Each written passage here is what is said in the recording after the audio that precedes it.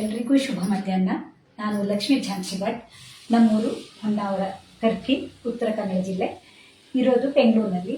ನಾನಿವತ್ತು ಅಮೂಲ್ ಕನ್ನಡ ಪೇಜ್ಗಾಗಿ ಈ ನೇರಳೆ ಬಣ್ಣದ ಗೆಣಸನ್ನು ಉಪಯೋಗಿಸ್ಕೊಂಡು ಹಾಗೆ ಅಮೂಲ್ ಪ್ರಾಡಕ್ಟ್ ಅನ್ನು ಉಪಯೋಗಿಸಿ ಸಂಜೆ ಹೊತ್ತಿಗೆ ತಿನ್ನುವಂತಹ ಈವ್ನಿಂಗ್ ಸ್ನ್ಯಾಕ್ಸ್ ಅದನ್ನ ಮಾಡಿ ತೋರಿಸ್ತಾ ಇದ್ದೀನಿ. ಯಾಕೆಂದ್ರೆ ಈಗ ಮಳೆಗಾಲ ಪ್ರಾರಂಭ ಆಗಿದೆ, ಬೆಂಗಳೂರಿನಲ್ಲೂ ಸ್ವಲ್ಪ ಮಳೆ ವಾತಾವರಣ ಇದೆ. ಅಂತ ಸಮಯದಲ್ಲಿ ನಾವು ಮನೆಯಲ್ಲೇ ಆದಷ್ಟು ಆರೋಗ್ಯಕರವಾದ ತಿಂಡಿಯನ್ನು ಮಾಡಿಕೊಂಡ್ರೆ ಖುಷಿನೂ ಇರುತ್ತೆ. ಮತ್ತೆ ನಾವು ಈ ಅಮೂಲ್ ಪ್ರಾಡಕ್ಟ್ ಅನ್ನ ಯಾವ್ಯಾವ್ದನ್ನ ಉಪಯೋಗಿಸ್ಕೊಳ್ಬಹುದು ಅನ್ನೋದನ್ನು ಸಹ ನಿಮ್ಮೊನ್ನೆ ಹಂಚ್ಕೊಳ್ಳೋಕೆ ಇದೊಂದು ಒಳ್ಳೆಯ ಅವಕಾಶ ಆಗಿದೆ. ನಾನಿಲ್ಲಿ ಇವತ್ತು ಈ ಈವ್ನಿಂಗ್ ಸ್ನ್ಯಾಕ್ಸ್ಗಾಗಿ ಅಮೂಲ್ ಗೋಧಿ ಹಿಟ್ಟು ಹಾಗೆ ಅಮೂಲ್ ಕಡಲೆ ಹಿಟ್ಟು, ಅದಕ್ಕೆ ತುಪ್ಪ, ಅಮೂಲ್ ತುಪ್ಪ ಇದೆ ಮತ್ತು ಅಮೂಲ್ ಹಾಲನ್ನು ಸ್ವಲ್ಪ ತಗೊಂಡಿದ್ದೀನಿ. ಅಮೂಲ್ ಬಟರ್ ಅಲ್ಲಿ ಅನ್ಸಾಲ್ಟೆಡ್ ಅಥವಾ ಸಾಲ್ಟೆಡ್ ಯಾವುದಾದ್ರೂ ಒಂದು ಬೆಣ್ಣೆಯನ್ನ ಉಪಯೋಗಿಸ್ಕೊಳ್ಳಬಹುದು.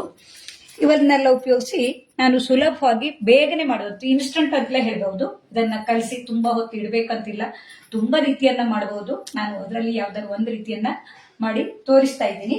ನೋಡೋಣ ಈಗ ನಾನು ಯಾವ್ಯಾವ ಸಾಮಗ್ರಿಯನ್ನ ಎಷ್ಟೆಷ್ಟು ತಗೊಂಡಿದ್ದೀನಿ ಅನ್ನೋದನ್ನ ಹೇಳ್ತೀನಿ. ನೋಡಿ, ಈಗ ನಾನಿಲ್ಲಿ ಸ್ವಲ್ಪನೇ ಮಾಡ್ತಾ ಇರೋದ್ರಿಂದ ಅಮೂಲ್ ಗೋಧಿ ಹಿಟ್ಟನ್ನ 1 ಕಪ್ ಆಗುವಷ್ಟು ತಗೊಂಡಿದ್ದೀನಿ. ಹಾಗೆ ಅಮೂಲ್ ಕಡಲೆ ಹಿಟ್ಟನ್ನ ಒಂದು ಅರ್ಧ ಕಪ್ ಆಗುವಷ್ಟು, ಸ್ವಲ್ಪ ಚಿರೋಟಿ ರವೆ, ಹಾಗೆ ಇದಕ್ಕೆ ಮಸಾಲೆಗಾಗಿ ಎಳ್ಳು, ಓಮ, ಖಾರ ಪುಡಿ, ಕೊತ್ತಂಬರಿ, ಜೀರಿಗೆ ಪುಡಿ, ಹಾಗೆ ಕರಿಬೇವು, ತುಪ್ಪ ಇವನ್ನೆಲ್ಲ ಉಪಯೋಗಿಸ್ಕೊಂಡಿದ್ದೀನಿ. ರುಚಿಗಾಗಿ ಉಪ್ಪು ಬೇಕೇ ಬೇಕು. ಹಾಗೆ ಮಾಡೋ ವಿಧಾನವನ್ನ ಒಂದೊಂದಾಗಿ ಹೇಳ್ತಾ ಹೋಗ್ತೀನಿ.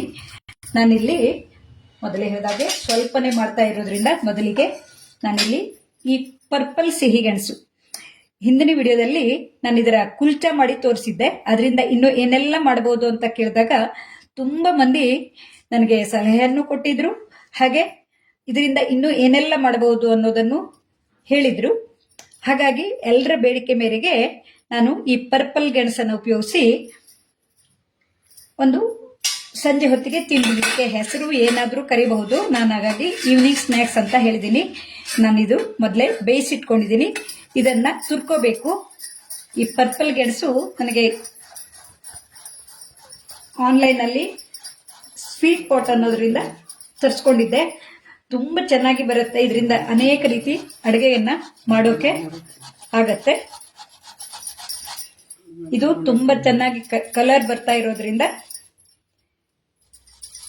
ನೋಡಿ, ನಾನು ಇಷ್ಟು ತಗೊಳ್ತಾ ಇದ್ದೀನಿ. ಒಂದಂದ್ರೆ ಸ್ವಲ್ಪ ಮಾಡ್ತಾ ಇರೋದ್ರಿಂದ ಇದರ ಬಣ್ಣ ಅಂತೂ ನೋಡೋಕೆ ತುಂಬಾ ಚೆನ್ನಾಗಿದೆ, ಹಾಗೆ ತಿನ್ನೋಕು ತುಂಬಾ ರುಚಿಯಾಗಿದೆ. ಇದು ಸ್ವಲ್ಪ ಅಪರೂಪದ್ದಾಗಿರೋದ್ರಿಂದ ನಾನು ಇದರ ಬಗ್ಗೆ ಸ್ವಲ್ಪ ವಿವರಣೆಯನ್ನ ಕೊಟ್ಟೆ. ಬೆಂಗಳೂರಿನಲ್ಲಿ ಮಾರ್ಕೆಟ್ನಲ್ಲಿ ಸುಲಭವಾಗಿ ಸಿಗುವಂತಹ ಇದೊಂದು ಪ್ರಾಡಕ್ಟ್ ಆಗಿದೆ. ನೀವು ಈಗಾಗಲೇ ನೋಡಿರಬಹುದು. ಇನ್ನೂ ಏನೆಲ್ಲ ಮಾಡಬಹುದು ಅನ್ನೋ ಐಡಿಯಾ ಕೊಟ್ರೆ ನನಗೂ ಇನ್ನೂ ಖುಷಿ ಆಗತ್ತೆ. ನೋಡಿ, ನಾನಿಷ್ಟು ಸ್ವೀಟ್ ಪೊಟೆಟೊ ಅಂದ್ರೆ ಸಿಹಿ ಗೆಣಸಿನ ಈ ಪೇಸ್ಟ್ ಅನ್ನ ತೆಗೆದುಕೊಂಡಿದ್ದೀನಿ. ಇದಕ್ಕೆ ಹಿಡಿಯೋಕೆ ಆಗುವಷ್ಟು ಗೋಧಿ ಹಿಟ್ಟನ್ನು ಹಾಕೊಳ್ತೀನಿ. ಯಾಕೆಂದ್ರೆ ಗೋಧಿ ಹಿಟ್ಟು ಕಡಿಮೆ ಬಿದ್ರೆ ನಾವು ಇನ್ನೊಂದು ಸ್ವಲ್ಪ ಹಾಕೋಬೇಕು. ಹಾಗೆ ಅರ್ಧ ಕಪ್ ಆಗುವಷ್ಟು ಕಡಲೆ ಹಿಟ್ಟನ್ನು ತಗೊಂಡಿದ್ದೀನಿ. ಗರಿ ಗರಿಯಾಗಿ ಬರುವಂತಹ ಇದೊಂದು ಸಾಯಂಕಾಲದ ಹೊತ್ತಿಗೆ ಕುರುಕಲು ತಿಂಡಿ ಅಂತ ಹೇಳ್ಬಹುದು. ಹಾಗೆ ಇದಕ್ಕೆ ರುಚಿಗೆ ತಕ್ಕಷ್ಟು ಉಪ್ಪನ್ನು ಹಾಕೊಳ್ತೀನಿ. ಮೊದಲೇ ಹೇಳಿದಾಗೆ ನಾವು ಎಷ್ಟೇ ಮಾಡಿದ್ರು ಅದನ್ನ ರುಚಿಯಾಗಿ ಮತ್ತು ನೋಡೋಕೆ ಆಕರ್ಷಕವಾಗಿ ಮಾಡೋದ್ರಿಂದ ಮಕ್ಕಳು ಎಲ್ಲರೂ ಪ್ರೀತಿಯಿಂದ ತಿಂತಾರೆ. ಹಾಗೆ ಇದಕ್ಕೆ ನಾನಿಲ್ಲಿ ಚಿರೋಟಿ ರವೆಯನ್ನ ಮಿಶ್ರ ಮಾಡ್ತೀನಿ. ಮತ್ತೆ ಇದಕ್ಕೆ ಅಮೂಲ್ ತುಪ್ಪವನ್ನ ಹಾಕೊಳ್ತೀನಿ. ಯಾಕೆಂದ್ರೆ ತುಪ್ಪ ಮತ್ತು ಬೆಣ್ಣೆ ಎರಡೂ ಸೇರಿದಾಗ ತುಂಬಾ ಕ್ರಿಸ್ಪಿಯಾಗಿ ಬರುತ್ತೆ, ರುಚಿಯಾಗಿ ಬರುತ್ತೆ. ಹಾಗೆ ನಾನಿಲ್ಲಿ ಅಮೂಲ್ ಬಟರ್ ಅನ್ನು ಸ್ವಲ್ಪ ಮಿಶ್ರ ಮಾಡ್ತೀನಿ. ಯಾವ್ದಾದ್ರೂ ಒಂದನ್ನೇ ತಗೋಬಹುದು, ಆದ್ರೆ ನಾನು ಎರಡನ್ನು ಸೇರಿಸಿದಾಗ ತುಂಬಾ ಚೆನ್ನಾಗಿ ಬಂದಿತ್ತು. ಹಾಗಾಗಿ ಎರಡನ್ನು ಸೇರಿಸ್ತಾ ಇದ್ದೀನಿ.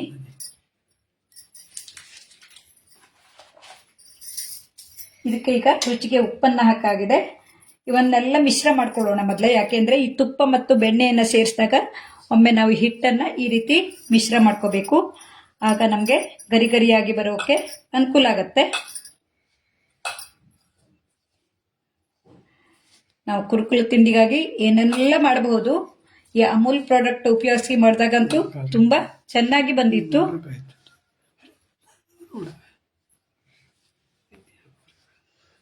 ಈ ಸ್ವೀಟ್ ಪೊಟೆಟೊ ಎಲ್ಲಿ ಸಿಗುತ್ತೆ ಅನ್ನೋದನ್ನ ನಾನು ನನಗೆ ಮೆಸೆಂಜರ್ ನಲ್ಲಿ ಮಾಡಿದ್ರೆ ಹೇಳ್ತೀನಿ. ಸ್ವೀಟ್ ಪೊಟೆಟೊನವರು ಆನ್ಲೈನ್ ಇದರಲ್ಲಿ ಸಿಗತ್ತೆ. ಈಗ ನಾನು ಈ ಸಿಹಿ ಗೆಣಸನ್ನು ಸಹ ಇದರೊಟ್ಟಿಗೆ ಮಿಶ್ರ ಮಾಡ್ಕೋತೀನಿ.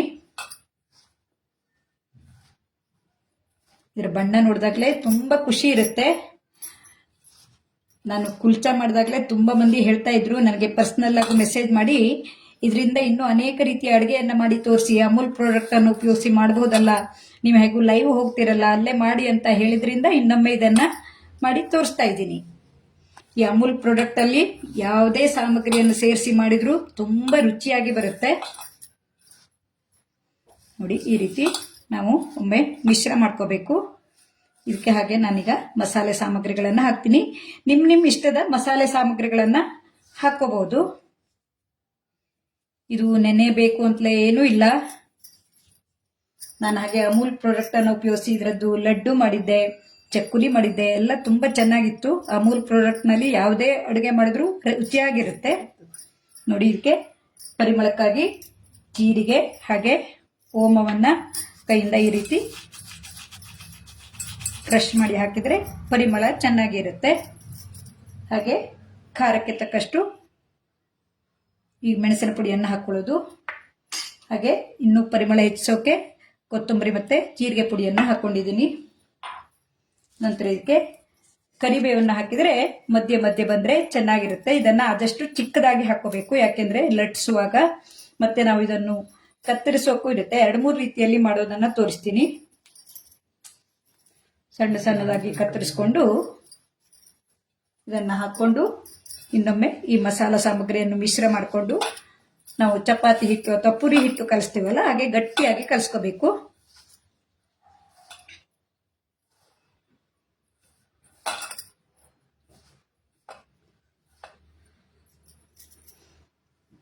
ಈಗ ಇದಕ್ಕೆ ನಾನು ಕಲಸೋಕೆ ಅಮೂಲ್ ಹಾಲನ್ನ ಕಾಯಿಸಿ ಆರಿಸಿಕೊಂಡಿದ್ದೀನಿ. ನೀರಿನ ಬದಲು ಹಾಲನ್ನು ಹಾಕಿ ಕಲಸಿದವಾಗ ಸ್ವಾದ ಚೆನ್ನಾಗಿರುತ್ತೆ.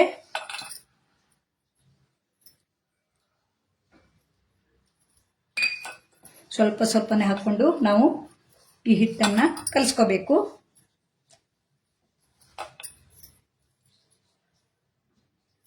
ಆಮೇಲೆ ಜಾಸ್ತಿ ಹಾಕೊಂಡ್ಬಿಟ್ರೆ ಆಮೇಲೆ ಯಾವುದಾದ್ರೂ ಹಿಟ್ಟು ಸೇರಿಸಬೇಕಾಗತ್ತೆ. ಹಾಗಾಗಿ ನಾವು ಆದಷ್ಟು ತಾಳ್ಮೆಯಿಂದ ಈ ಹಿಟ್ಟನ್ನ ಕಲಸಿಟ್ಕೊಂಡ್ರೆ ಚೆನ್ನಾಗಿರುತ್ತೆ. ಅಡುಗೆ ಮಾಡುವಾಗ ಯಾವಾಗಲೂ ತಾಳ್ಮೆ ಬೇಕೇ ಬೇಕು. ಎಲ್ಲರೂ ಈಗ ನೀವು ಮಧ್ಯಾಹ್ನದ ಅಡುಗೆ ತಯಾರಿಯಲ್ಲಿ ಇರ್ತೀರಾ, ಆದ್ರೂ ಇದೊಂದು ಅಡುಗೆ ಮಾಡಿ ತಿಂಡಿಯನ್ನ ಮಾಡಿ ತೋರಿಸೋಣ ಅಂತೇಳಿ ನಾನು ಲೈವ್ ಬಂದಿದ್ದೀನಿ. ಲೈವ್ ಅಲ್ಲಿ ನಿಮ್ಗೆ ನೋಡೋಕೆ ಸಾಧ್ಯ ಆಗಲಿಲ್ಲ ಅಂದ್ರೆ ಆಮೇಲೂ ನೋಡೋಕೆ ಸಾಧ್ಯವಾಗತ್ತೆ.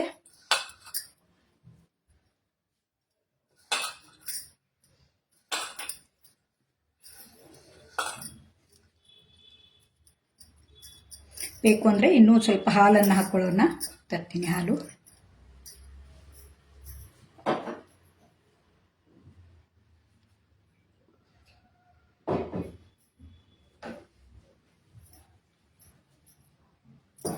ನಮಗೆ ಯಾವುದೇ ಸಾಮಗ್ರಿ ಬೇಕು ಅಂದ್ರೂ ಆನ್ಲೈನ್ ಅಲ್ಲಿ ಪಟ್ ಅಂತ 5 ನಿಮಿಷದಲ್ಲಿ ಮನೆ ಬಾಗಿಲಿಗೆ ಬರುತ್ತೆ.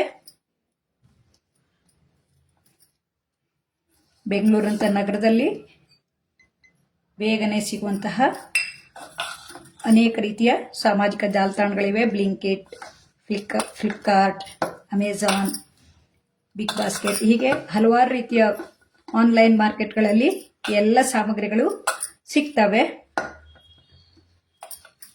ನೋಡಿ, ನಾವು ಇದನ್ನ ಉಂಡೆ ಕಟ್ಟಿ ಲಟ್ಸೋ ಹದಕ್ಕೆ ಕಲ್ಸ್ಕೋಬೇಕು. ಒಮ್ಮೆಲೆ ಹಾಕೋಬಾರ್ದು, ತೆಳುವಾದ್ರೂ ಕಷ್ಟ, ತುಂಬಾ ಗಟ್ಟಿಯಾದ್ರೂ ನಮಗೆ ಲಟ್ಸೋಕೆ ಕಷ್ಟ ಆಗತ್ತೆ.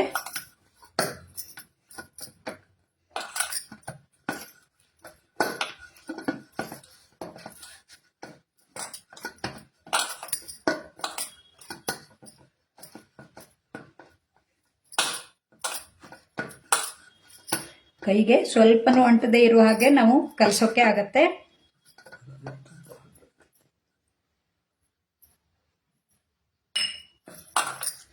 ಕಡಲೆ ಹಿಟ್ಟು ಮತ್ತು ಗೋಧಿ ಹಿಟ್ಟು ಹಾಕಿರೋದ್ರಿಂದ ಗರಿ ಸ್ನ್ಯಾಕ್ಸ್ ಅನ್ನ ನಾವು ಬಗೆ ಬಗೆಯ ಆಕಾರದ ತಿಂಡಿಗಳನ್ನ ಮಾಡಬಹುದು. ಅಮೂಲ್ ಕಡಲೆ ಹಿಟ್ಟಂತೂ ತುಂಬಾ ಚೆನ್ನಾಗಿ ಬರುತ್ತೆ. ಚಕ್ಲಿ ಮಾಡೋಕೆ, ನಾವು ಕರೆ ಅಂತೀವಿ ಅಂದ್ರೆ ಶೇವ್ ಅಂತೀವಲ್ಲ, ಅದನ್ನೆಲ್ಲ ಮಾಡೋಕ್ಕೂ ತುಂಬಾ ರುಚಿಯಾಗಿ ಬರುತ್ತೆ. ನೋಡಿ, ಈ ರೀತಿ ನಾವು ಹಿಟ್ಟನ್ನ ಕಲಿಸ್ಕೊಳ್ಳೋಣ. ಈ ಹಿಟ್ಟು ನೆನೆಬೇಕಂತ ಏನಿಲ್ಲ, ನಾವು ಉಂಡೆ ಕಟ್ಟೆ ಸಾಕು. ಹಚ್ಚಿಯೂ ಲಟ್ಸ್ಕೋಬಹುದು, ಇಲ್ಲಾಂದ್ರೆ ನಾವು ಎಣ್ಣೆಯನ್ನು ಹಚ್ಚಿಯೂ ಲಟ್ಸ್ಕೋಬಹುದು. ನಮ್ಮನೆ ಅಡುಗೆ ಕಟ್ಟೆ ಮೊದಲೇ ಹೇಳಿದಾಗೆ ಚಿಕ್ಕದಾಗಿದೆ, ನಾನು ಇದರಲ್ಲೇ ಮಾಡಿ ತೋರಿಸ್ತಾ ಇದ್ದೀನಿ.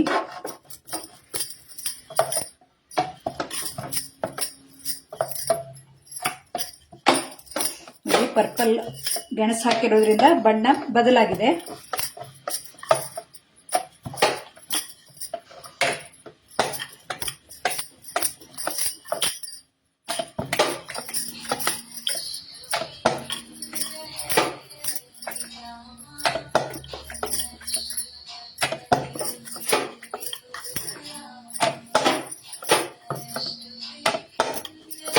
ನಾವು ಇದಕ್ಕೆ ಪರಿಮಳಕ್ಕೆ ಎಳ್ಳು, ಓಮ್ ಎಲ್ಲ ಹಾಕಿರೋದ್ರಿಂದ ಘಮ ಚೆನ್ನಾಗಿ ಬರುತ್ತೆ.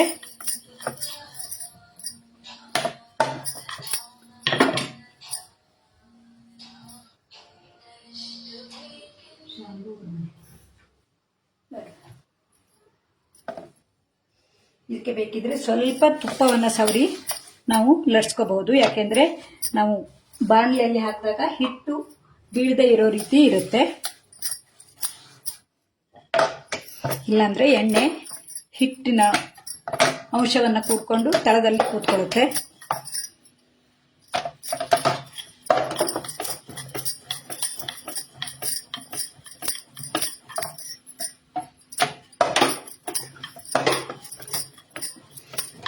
ಆದಷ್ಟು ತೆಳುವಾಗಿ ಮಾಡ್ಕೋಬೇಕು.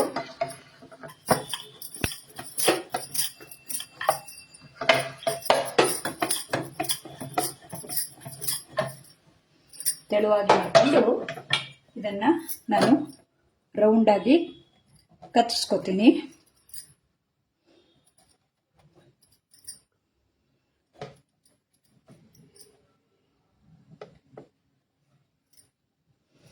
ಒಂದು ಇದಕ್ಕೆ 4 ಸಾಕಾಗತ್ತೆ. ಇದೊಂದು ಫ್ಲವರ್ ರೀತಿ ಮಾಡ್ತಾ ಇದ್ದೀನಿ. ಈ ರೀತಿ ಮಾಡಿಕೊಂಡು ಇವನ್ನೆಲ್ಲ ಕತ್ತರಿಸ್ಕೋಬೇಕು.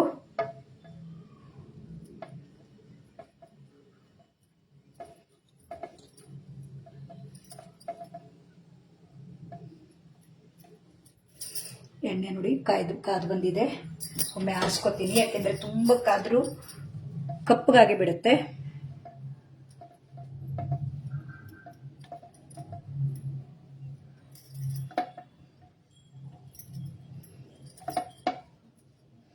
ಇದನ್ನ ಹಾಗೆ ಮಾಡಿದ್ರು ಪುರಿ ತರನು ತಿನ್ಬಹುದು, ಇಲ್ಲಾಂದ್ರೆ ಶಂಕರ ಪೊಳೆ ತರ ಮಾಡ್ತೀವಲ್ಲ ಹಾಗೂ ಮಾಡ್ಕೋಬಹುದು.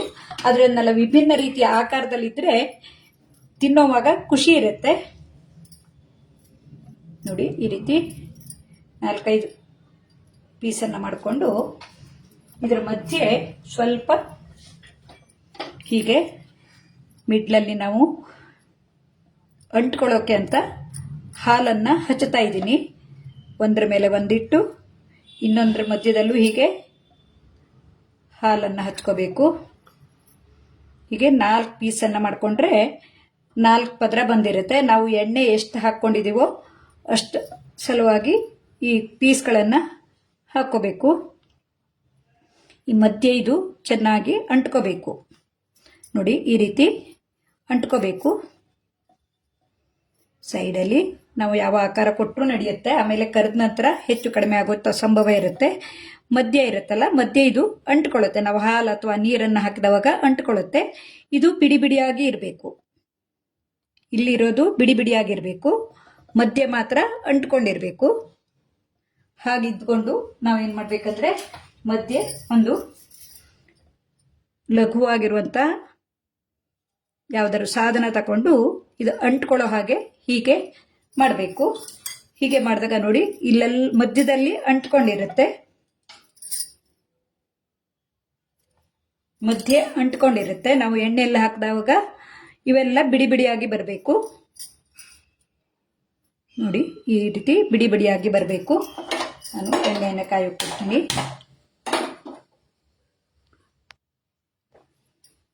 ಎಣ್ಣೆ ಕಾದ್ಕೊಂಡೇ ಇದೆ. ಸಣ್ಣ ಉರಿಯಲ್ಲಿ ಇದನ್ನ ಹಾಕಬೇಕು.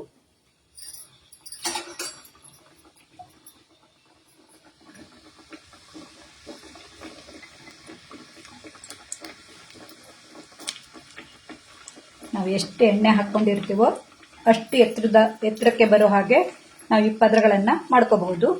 ಇದು ಬಿಡಿ ಬಿಡಿಯಾಗಿ ಬರುತ್ತೆ ನೋಡಿ, ಹೀಗೆ ನೋಡಿ ಬಿಡಿ ಬಿಡಿಯಾಗಿ ಬಂದು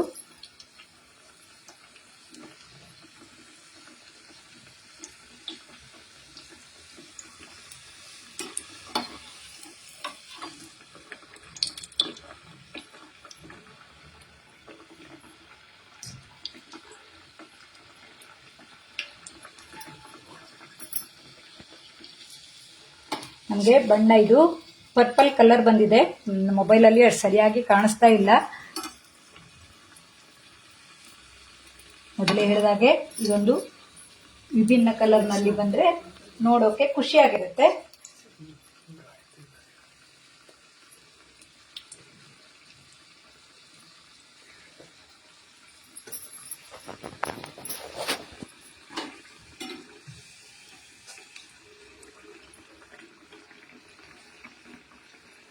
ಸಣ್ಣ ಉರಿಯಲ್ಲಿ ಮಾಡ್ಕೊಂಡ್ರೆ ಪುರಿ ತರನೇ, ಇದು ಪುರಿನೇ ಆಗಿರುತ್ತೆ. ಪುರಿ ಅಂದ್ರೆ ಖಾರ ಪುರಿ ಅಥವಾ ನಮ್ಕೀನ್, ನಾವು ಬೇರೆ ಬೇರೆ ಹೆಸರಿನಿಂದ ಕರೆದ ಹಾಗೆ ಇರುತ್ತೆ ಇದು.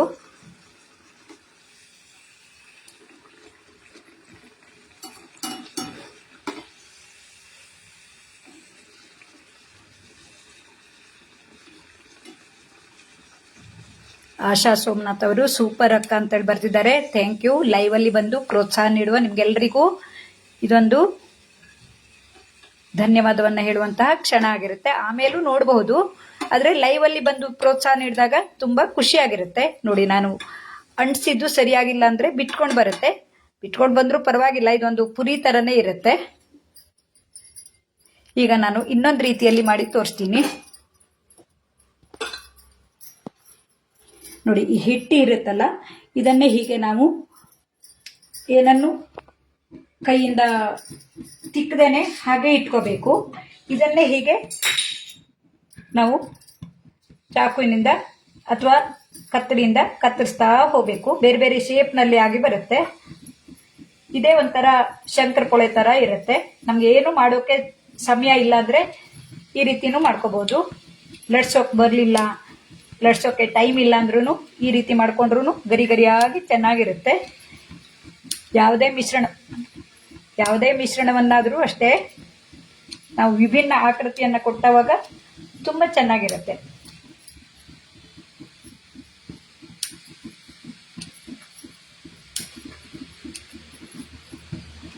ಅದು ಬೇಯೋ ತರ ನಾವು ಕಟ್ ಮಾಡಬೇಕು. ತುಂಬ ದಪ್ಪನಾಗಿ ಕಟ್ ಮಾಡಿದ್ರು ಬೇಯೋದಿಲ್ಲ. ಬೇಯೋ ತರ ನಾವು ಈ ರೀತಿ ಬೇರೆ ಬೇರೆ ಆಕಾರದಲ್ಲಿ ಬರೋ ಹಾಗೆ ಕತ್ತರಿಸಿ ಹಾಕ್ಕೋಬಹುದು.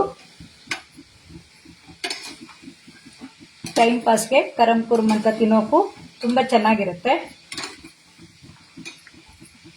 ಗರ್ಗರಿ ಆಗೋ ತನಕ ಕರ್ಕೋಬೇಕು.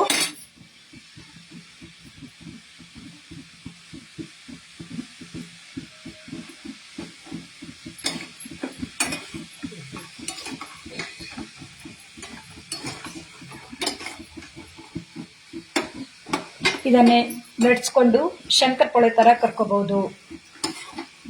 ಖಾರದ ಶಂಕರಪೊಳೆ ಆಗಿರುತ್ತೆ. ಶಂಕರಪೊಳೆ ಅಂದ್ರೆ ಸ್ವೀಟ್ ಆಗಿರುತ್ತೆ. ಅದು ನಾನು ಇದಕ್ಕೆ ಸಿಹಿ ಗೆಣಸಾಗಿರೋದ್ರಿಂದ ಮತ್ತೆ ಸಿಹಿಯನ್ನು ಹಾಕಿಲ್ಲ. ಹಾಗಾಗಿ ಖಾರವಾಗಿರುವಂತಹ ಶಂಕರಪೊಳೆ ಆಗಿರುತ್ತೆ. ಒಂದೇ ಹಿಟ್ಟಿನಿಂದ ಅನೇಕ ರೀತಿಯ ಆಕಾರಗಳನ್ನು ಮಾಡಿ ನಾವು ಮಾಡಬಹುದು. ಇವೆಲ್ಲ ಈವ್ನಿಂಗ್ ಸ್ನ್ಯಾಕ್ಸ್ಗೆ, ಅಂದರೆ ಮಳೆಗಾಲ ಬರ್ತಾ ಇರುವಾಗ, ಮಳೆ ಇರುವಾಗ, ಸಂಜೆ ಹೊತ್ತಿಗೆ ಚಹಾ ಕಾಫಿ ಕುಡಿಯುವಾಗ ತುಂಬ ರುಚಿಯಾಗಿರುತ್ತೆ.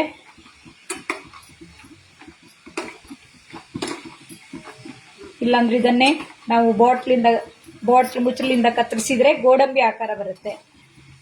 ಯಾವುದು ಸಮಯ ಇಲ್ಲಾಂದ್ರೆ ಇದು ಈ ರೀತಿ ಹಾಗೆ ಹಿಟ್ಟನ್ನೇ ಕತ್ತರಿಸಿ ಹಾಕಿ ಮಾಡ್ಕೋಬಹುದು. ಅನೇಕ ರೀತಿಯ ಅಡುಗೆಗಳಲ್ಲಿ ನಾವು ಮಾಡಬಹುದು. ನೋಡಿ, ಇದು ಗರಿ ಗರಿ ಆಗಿ ಬಂದಿದೆ.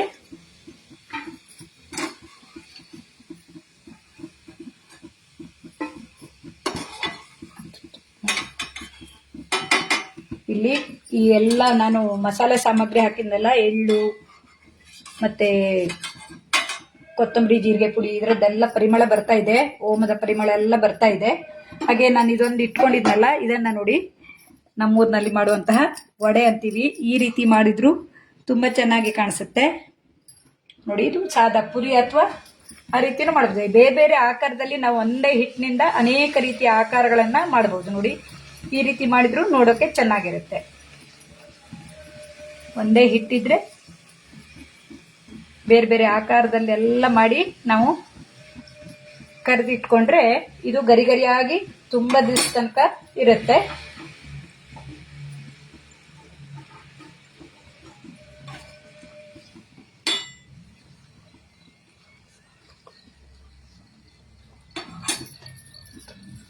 ಹೀಗೆ ಅನೇಕ ರೀತಿಯ ಆಕಾರಗಳಲ್ಲಿ ನಾವು ಈ ಹಿಟ್ಟನ್ನ ಕಟ್ಕೋಬಹುದು. ನೋಡಿ, ಇದು ಗರಿ ಗರಿಯಾಗಿ ಬಂದಿದೆ.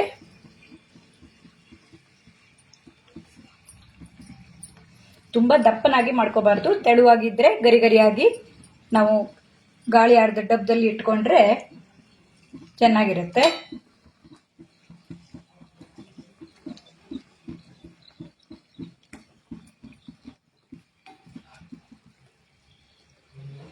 ಇದು ಗರಿ ಗರಿಯಾಗಿ ಬಂದಿದೆ. ನಾನು ಇದಿಷ್ಟೇ ಆಕಾರವನ್ನ ಮಾಡಿ ನೋಡ್ತೀನಿ. ನಿಮ್ಮ ಕ್ರಿಯೇಟಿವಿಟಿಗೆ ತಕ್ಕಂತೆ ಬೇರೆ ಬೇರೆ ಆಕಾರದ ತಿಂಡಿಗಳನ್ನ ಮಾಡ್ಕೋಬಹುದು. ಇದೊಂದು ಈವ್ನಿಂಗ್ ಸ್ನ್ಯಾಕ್ಸ್ಗೆ ಚೆನ್ನಾಗಿರುವಂತಹ ಸಿಹಿ ಗೆಣಸಿನ ತಿಂಡಿ ಆಗಿದೆ. ನೋಡಿ, ಇದೊಂದು ಫ್ಲವರ್ ತರ ಇರುವಂತದ್ದು, ಇದು ಪುರಿ ತರ ಇದೆ. ಇದು ಗರಿ ಗರಿಯಾಗಿ ಕರಂ ಕುರುಮ್ ಅಂತ ತಿನ್ನೋಕೆ. ಇದಕ್ಕೆ ಯಾವುದೇ ಆಕಾರ ಕೊಟ್ಟಿಲ್ಲ.